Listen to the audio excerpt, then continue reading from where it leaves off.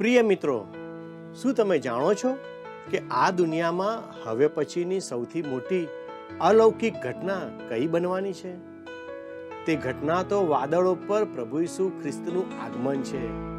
તે એક રહસ્ય છે, પરંતુ પવિત્ર ગ્રંથ બાઇબલ કહે છે કે આ ઘટના એક દિવસ ચોક્કસ બનવાની છે.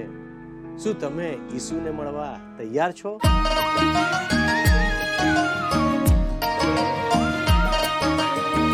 स्तवन करूं, स्तवन करूं, स्तवन करूं ईसु तारूं.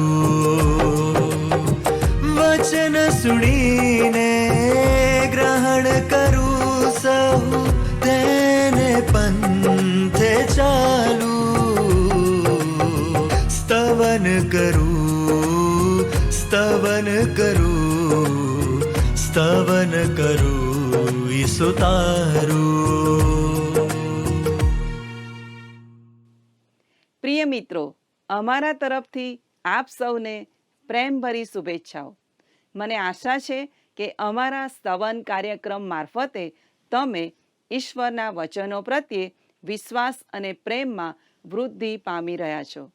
આપ સૌ દર્શકોનું આ કાર્યક્રમમાં સ્વાગત કરતા મને આનંદ થાય છે. મને ખાતરી છે કે આપ સૌ આજના અભ્યાસ માટે તૈયાર હશો. આજે આપણે 1 થેસાલોનિકી 4 અધ્યાય 14મી કલમથી 5મા અધ્યાયની 3જી કલમમાંથી મંડળી સાથે ખ્રિસ્તના બીજા આગમન અને મૃતકોના પુનરુત્થાન પર ધ્યાન કરવાના છીએ. તો વિલંબ ના કરતા ચાલો આજના અભ્યાસમાં આગળ વધીએ.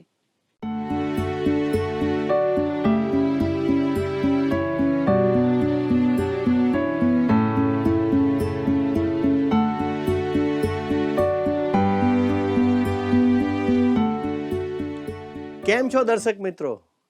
આવો ઈશ્વરનું વચન વાંચીએ. 1 થેસલોનિકી 4 અને 14માં આ પ્રમાણે લખ્યું છે, કેમ કે ઈસુ મરણ પામ્યો ને પાછો ઉઠ્યો, એવો જો આપણે વિશ્વાસ કરીએ છીએ તો તે જ પ્રમાણે ઈસુમાં જેવો ઊંઘી ગયેલા છે તેઓને પણ દેવ તેની સાથે લાવશે. પ્રિય મિત્રો, અહીં સંત પાઉલ કહે છે કે ઈસુ મૃત્યુ પામ્યા અને પાછા ઉઠ્યા. તેઓ એમ નથી કહેતા કે ઈસુ ઊંઘી ગયા. એનો અર્થ કે તેઓ મૃત્યુ પામ્યા એ કેટલી સચોટ વાત છે, ખરું ને? પવિત્ર ગ્રંથ બાઇબલમાં 3 પ્રકારના મૃત્યુનો ઉલ્લેખ કરવામાં આવેલ છે. શારીરિક મૃત્યુ છે, જે આત્માનું શરીરથી અલગ થવું તે છે, જેને આપણે સામાન્ય મૃત્યુ કહીએ છીએ. આદમ ખરેખર પાપથી પતન પામ્યા પછી 930 વર્ષ સુધી શારીરિક રીતે મૃત્યુ પામ્યો ન હતો. ત્યારબાદ આત્મિક મૃત્યુ છે. સંત પાઉલ કહે છે કે દૈહિક મન રાખવું એ મૃત્યુ છે, જે ઈશ્વરથી અલગ થવું તે બતાવે છે.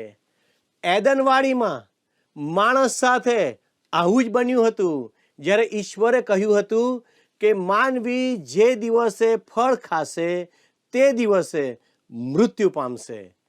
અહીં માનવી ઈશ્વરથી અલગ થઈ ગયો. જ્યારે ઈશ્વર એદનવાડીમાં ફરવા આવ્યા ત્યારે આદમ ઈશ્વરની દ્રષ્ટિથી છુપાઈ ગયો, ઈશ્વરથી દૂર ભાગી ગયો. હવે તેમની વચ્ચે અલગતા કે જુદાપણું થયું હતું. આમ આદમે ફળ ખાધું તે દિવસે તે મરણ પામ્યો, જેને આપણે આત્મિક મરણ કહી શકીએ. સંત પાઉલ એફેસોનો પત્ર તેનો 2 અધ્યાય તેની 1લી કલમમાં આ આત્મિક મરણનું વર્ણન કરતા કહે છે, વળી તમે અપરાધોમાં તથા પાપોમાં મુએલા હતા ત્યારે તેણે તમને સજીવન કર્યા. ભલા મિત્રો, થોડા વર્ષો પહેલા એક પ્રખ્યાત ઉપદેશકે પોતાના સંદેશમાં કહ્યું કે આ પૃથ્વી પર જીવતા લાખો લોકો એવા છે કે જેઓ પહેલેથી જ મૃત્યુ પામેલા છે. એનો અર્થ કે તેઓ દૈહિક રીતે જીવતા હતા, પણ આત્મિક રીતે મરણ પામેલા હતા. ત્રીજું મરણ તે સાર્વકાલિક મરણ છે. તેમાં ઈશ્વરથી સાર્વકાલિક જુદાપણું કે અલગતા છે. આ એવું મરણ છે જેનું પ્રકટીકરણના પુસ્તકના 20મા અધ્યાયની 14મી કલમમાં વર્ણન કરવામાં આવેલું છે. હવે મિત્ર, પહેલા થેસલોનિકી 4:15 ને આપણે વાંચીએ.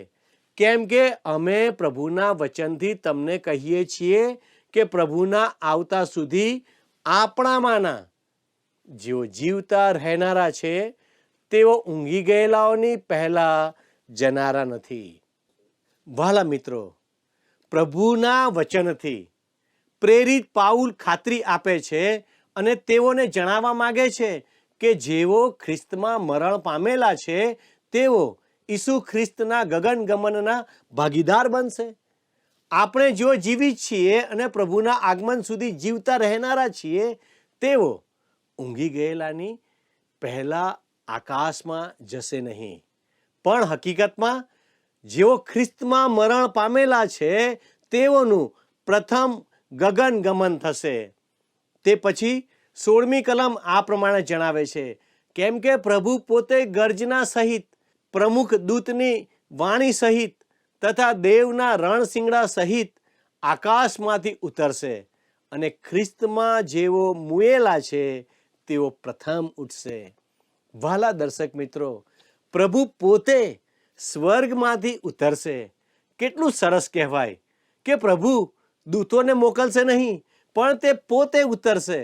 શું તમને આ વાત ગમી?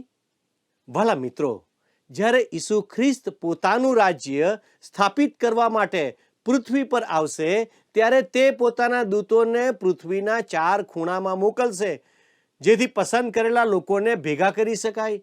ઈશ્વરના રાજ્યમાં પ્રવેશ પામનાર લોકોમાં યહૂદીઓ અને બિન યહૂદીઓ બંને હશે. જોકે મંડળીના ગગનગમન વખતે કોઈ દૂત અગાઉથી આવશે નહીં. દૂતોએ પ્રભુ ઈસુ ખ્રિસ્તના જન્મની ઘોષણા કરી, પરંતુ તેમની જાહેરાત કેવી રીતે કરવામાં આવી? દાઉદ રાજાના પુત્ર, નવજાત રાજા તરીકે તેમને રાજા તરીકે જાહેર કરવામાં આવ્યા. જ્ઞાનીઓ કે માગીઓ જાણવા માંગતા હતા કે યહૂદીઓનો રાજા ક્યાં જન્મ્યો છે, જેથી તેઓ તેને શોધી શકે. તેનાથી વિપરીત 50માના દિવસે મંડળીની સ્થાપના સમયે ત્યાં કોઈ દેવદૂત નહોતા. પવિત્ર આત્મા પોતે નીચે ઉતરી આવ્યા.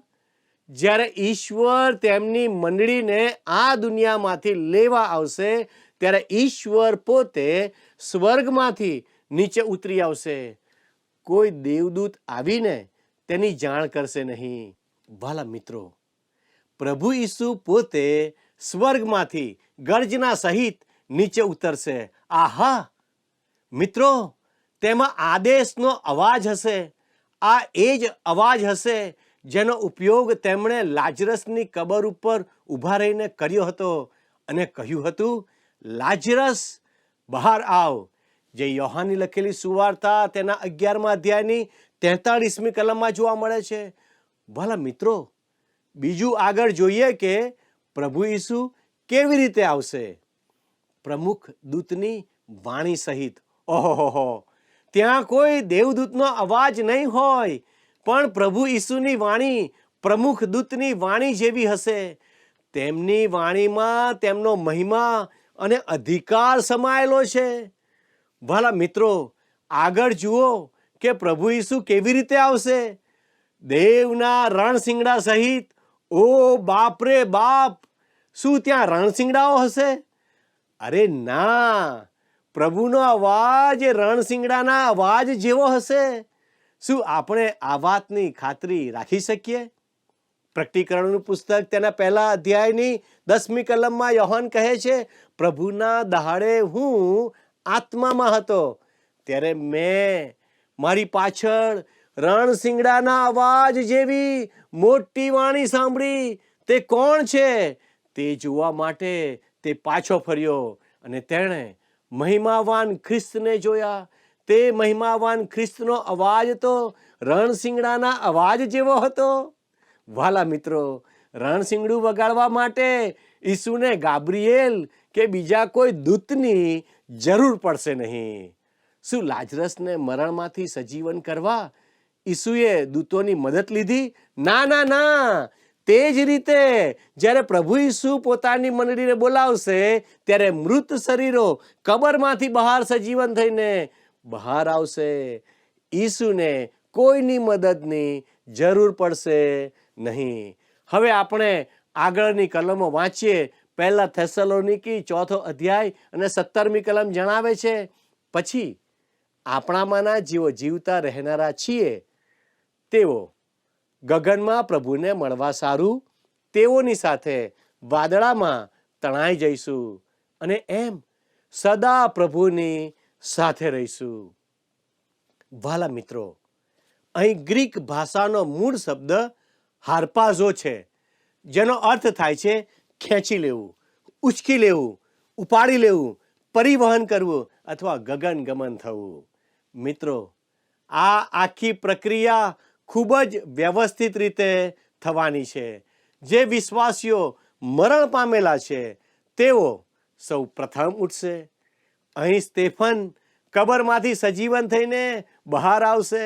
વાલા મિત્રો, મને લાગે છે કદાચ તે પ્રથમ શહીદ હોવાથી તે સમગ્ર સમુદાયને દોરશે અથવા તેમની આગેવાની કરશે. પછી પ્રેરિતો અને બીજા અસંખ્ય લોકો હશે જેમણે ઈસુ માટે પોતાના પ્રાણ આપી દીધા છે. સદીઓથી મરણ પામેલા આવા લોકો એક પછી એક સજીવન થઈને ચાલી નીકળશે. કેટલું સરસ! અને છેલ્લે, જો આપણે તે સમયે જીવંત હોઈશું તો આપણે પણ પ્રભુ ઈસુ ખ્રિસ્તની આ પરેડમાં પાછળ પાછળ ચાલી નીકળીશું. આપણે જીવંત લોકો સૌથી છેલ્લે હોઈશું. મોટા ભાગની મંડળી મૃત્યુના દરવાજામાંથી પસાર થઈને પ્રભુ ઈસુને મળવા નીકળી ચૂકી હશે. ત્યાર પછી પહેલા થેસલોનિકી 4 અને 18માં સંત પાઉલ લખે છે, તો એ વચનોથી એકબીજાને ઉત્તેજન આપો. વાલા મિત્રો, અહીં તે સ્પષ્ટ કહે છે કે ઈશ્વરના વચનોથી એકબીજાને ઉત્તેજન આપો. તેનો અર્થ ફક્ત દિલાસો આપવો એવો નથી, પણ એકબીજાને સૂચના આપવી, ચેતવણી આપવી, પ્રોત્સાહન આપવું અને આ બાબતો વિશે વાત કરવી એવો પણ થાય છે. મારા વાલા મિત્રો, પ્રભુ ઈસુ એક દિવસ આ દુનિયામાંથી આપણને પોતાની સાથે લઈ જવાના છે. આ કેવો ભવ્ય અને અદ્ભુત દિલાસો કે ઉત્તેજન! તે સમયે મુએલાના શરીરોને બહાર કાઢવામાં આવશે અને જે કોઈ તે સમયે જીવિત હશે તેઓને પ્રભુને મળવા માટે તેમની સાથે વાદળામાં ઉચકી લેવામાં આવશે. તેથી આપણે હંમેશા પ્રભુ સાથે રહીશું. હકીકતમાં જ્યારે પ્રભુ ઈસુ પોતાનું રાજ્ય સ્થાપિત કરશે ત્યારે આપણે તેમની સાથે પૃથ્વી પર રાજ કરવા માટે તેમની સાથે પાછા આવીશું. કેટલું અદ્ભુત, ખરું ને મિત્રો? હવે આપણે પહેલા થેસલોનિકાના છેલ્લા અધ્યાયમાં આવી ચૂક્યા છીએ. આ અધ્યાયનો મુખ્ય વિચાર પ્રભુ ઈસુ ખ્રિસ્તનું પુનરાગમન એક ઉત્તેજક અને જાગૃત કરનાર આશા છે તે છે. પહેલા થેસલોનિકોના આ છેલ્લા અધ્યાયમાં આપણે ઈસુ ખ્રિસ્તના પુનરાગમનને ધ્યાનમાં રાખીને વિશ્વાસીઓના કાર્યો જોઈએ છીએ. પ્રિય મિત્રો, તમને યાદ હશે કે અધ્યાય 1માં આપણે ખ્રિસ્તના પુનરાગમન પ્રત્યે વિશ્વાસીઓના વલણની ચર્ચા કરી હતી.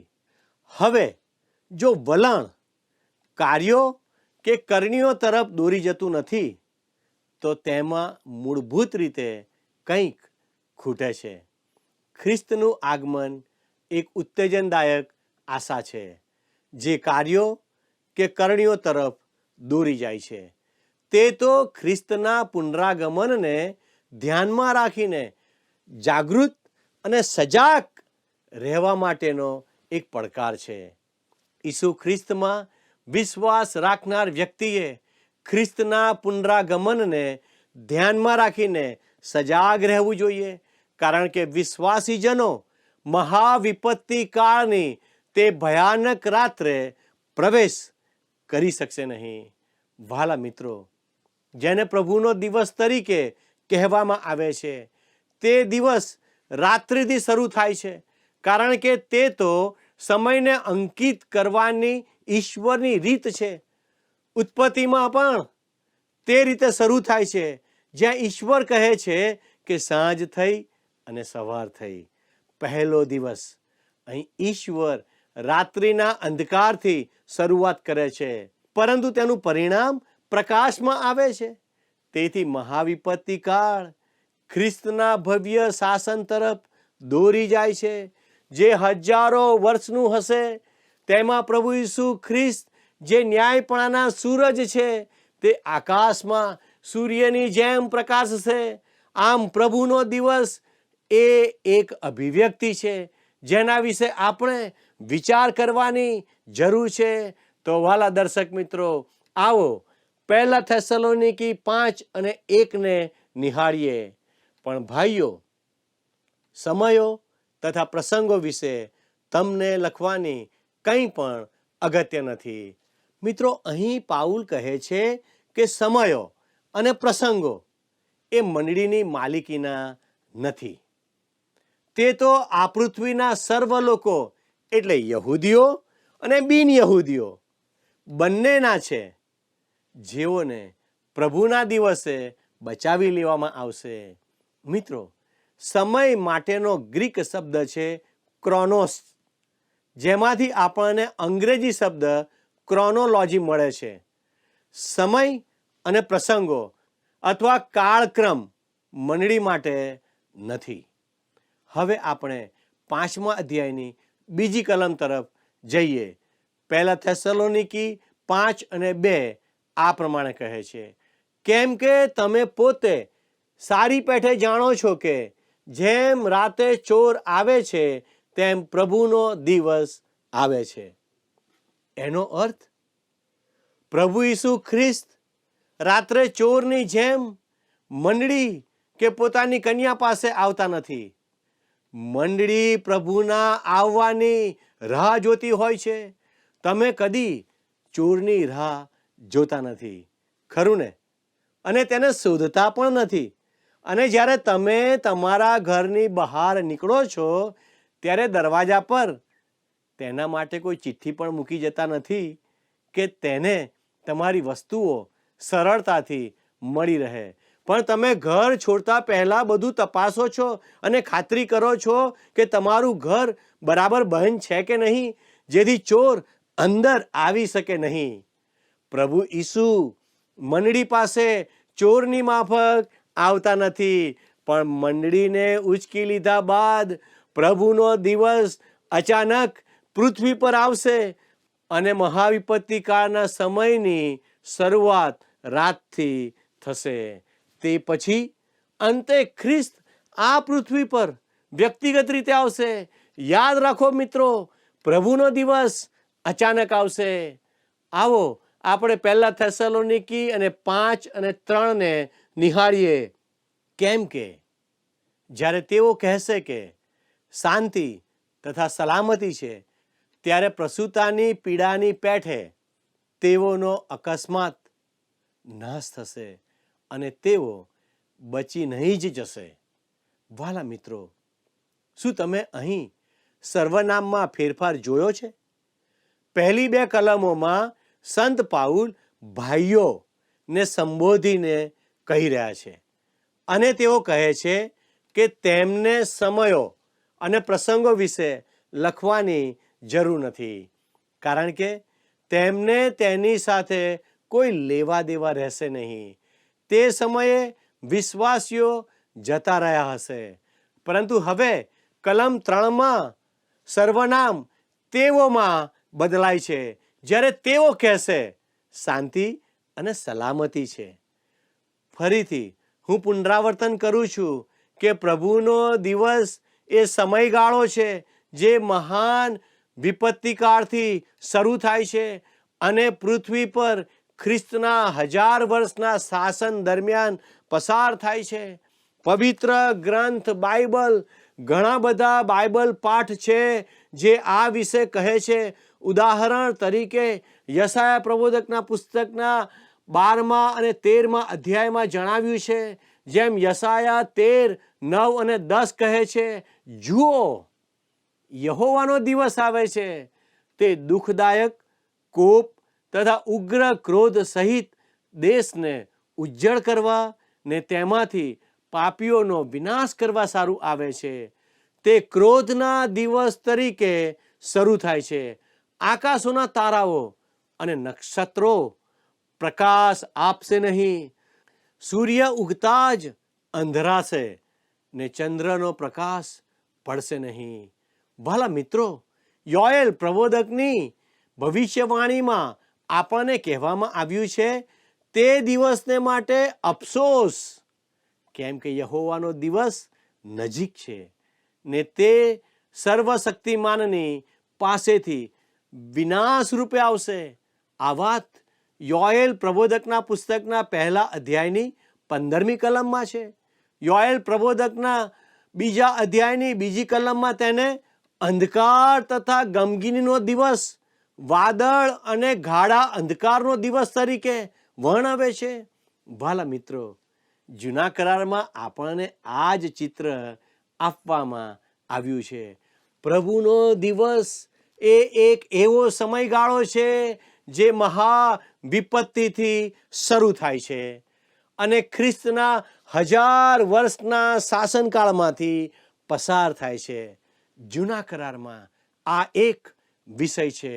હવે અધ્યાય 4માં વર્ણવેલ ઘટના એટલે પ્રભુ ઈસુ ખ્રિસ્ત મંડળીને લેવા માટે આવશે, તે બાબતનો ઉલ્લેખ જૂના કરારમાં એક અલગ રીતે કરવામાં આવ્યો છે.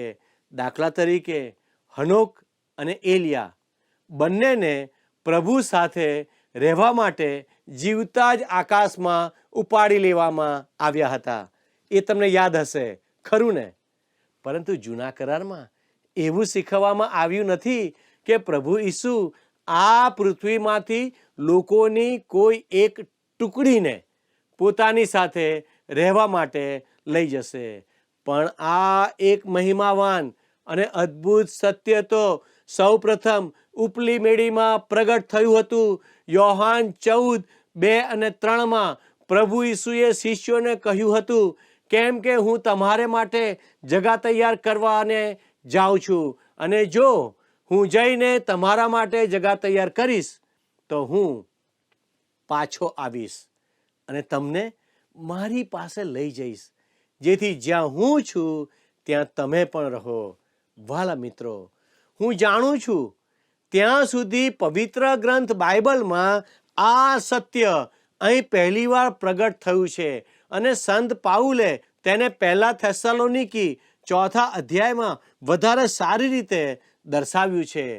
જો કે 5મા અધ્યાયમાં સંત પાઉલ એવી વાત જણાવી રહ્યા છે કે જૂના કરારમાં જાણીતી હતી.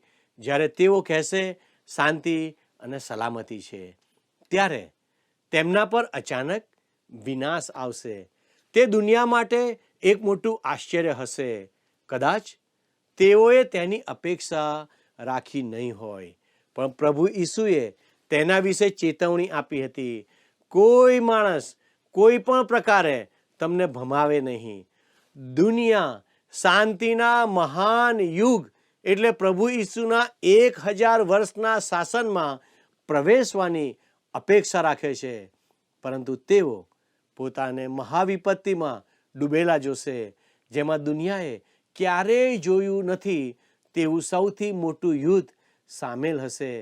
તે રાત્રે ચોરની જેમ અચાનક તેમના પર આવશે. વાલા મિત્રો, આજે આપણે પોતાની જાતને તપાસીએ કે પ્રભુ ઈસુ જ્યારે આ દુનિયામાં મંડળીને લેવા માટે આવશે ત્યારે હું ક્યાં હોઈશ? શું હું પ્રભુને મળવા માટે તૈયાર હોઈશ? ઈશ્વર આપણને આ સત્ય સમજવામાં સહાય કરે. આવો પ્રાર્થના કરીએ. વાલા પ્રભુજી, તમને મળવા માટે અમને તૈયાર કરો. તમે અમને પ્રમાણિક બનાવો. તમારું વચન વાંચવાને માટે અમને મદદ કરો. તમારા વચન પ્રમાણે જીવન જીવવાને માટે અમને સહાય કરો. અમારા દરેક દર્શક મિત્રોને અમે તમારા હાથોમાં લાવીએ છીએ. વાલા પ્રભુજી, અમારી આ પ્રાર્થના ઈસુના નામમાં માંગીએ છીએ. આમેન. ઓ મારા વાલા ઈસુ, પ્યારા ઈસુ, તારી સ્તુતિ કરું છું. ઓ મારા વાલા ઈસુ, પ્યારા ઈસુ, તારી સ્તુતિ કરું છું. ઉપકારો તારા અનેક ઘણા, ઉપકારો તારા અનેક ઘણા, માનું હું તારો આભાર, માનું હું તારો આભાર. ઓ મારા વાલા ઈસુ, પ્યારા ઈસુ, તારી સ્તુતિ કરું છું. ઓ મારા વાલા ઈસુ, પ્યારા ઈસુ, તારી સ્તુતિ કરું છું. સંકટમાં પોકારું તુજને, સંકટમાં પોકારું તુજને, સાદ મારો તું છે સુણનાર, સાદ મારો તું છે સુણનારો. મારા વાલા ઈસુ, પ્યારા ઈસુ, તારી સ્તુતિ કરું છું. મારા વાલા ઈસુ. પ્રિય મિત્રો, આજે આપણે શીખ્યા કે પાઉલ ઈસુ ખ્રિસ્તના બીજા આગમન પહેલા મૃત્યુ પામેલા વિશ્વાસીઓના ભાવિ વિશેની ચિંતાઓને સંબોધીને દિલાસો કે ઉત્તેજન આપે છે. તે એમ કહે છે કે જેઓ ખ્રિસ્તમાં મૃત્યુ પામ્યા છે તેઓ તેમના પુનરાગમન સમયે સૌ પ્રથમ સજીવન થશે અને ત્યારબાદ જીવંત વિશ્વાસીઓનો વારો આવશે. પ્રભુ પોતે સ્વર્ગમાંથી ગર્જના સહિત, પ્રમુખ દૂતની વાણી સહિત અને દેવના રણશિંગડા સાથે પૃથ્વી પર ઉતરી આવશે. મિત્રો, પ્રભુ ઈસુના આગમનનો સમય અજ્ઞાત છે, માટે આપણે સાવચેત રહીએ, જાગતા રહીએ, પ્રાર્થનામાં રહીએ અને આપણું જીવન પ્રભુને સોંપી દઈએ. મિત્રો, અમારા કાર્યક્રમ સંબંધી આપના પ્રતિભાવો અમને વોટ્સએપ મેસેજ કે ફોન કરીને આપી શકો છો. અમે આપના ફોન કોલની રાહ જોઈ રહ્યા છીએ. હવે આજની આપણી બાઇબલ ક્વિઝનો પ્રશ્ન છે, જ્યારે પ્રભુ પોતે પૃથ્વી પર આવશે ત્યારે તેમના પસંદ કરેલા લોકોને ભેગા કરવા કોને મોકલશે? એ બાળકોને, બી દૂતોને, સી સેવકોને, ડી વડીલોને? મિત્રો, ગત પ્રશ્નનો જવાબ છે એ ખ્રિસ્તનું આગમન. અમારા દરેક પ્રશ્નનો સાચો જવાબ આપનાર વિજેતાઓના નામ દર મહિનાના પ્રથમ સોમવારે જાહેર કરવામાં આવશે. આજના પ્રશ્નનો જવાબ અમને જલ્દીથી મોકલી આપશો. અમારો સમય અહીં પૂરો થાય છે. સંપર્ક માટે અમારો ફોન નંબર છે 94 29 37 56 10 9429375610. ઈશ્વર આપને આશીષ આપે. આમીન. શું તમને આ કાર્યક્રમ ગમ્યો? અત્યારે જ અમને મિસ કોલ કરો.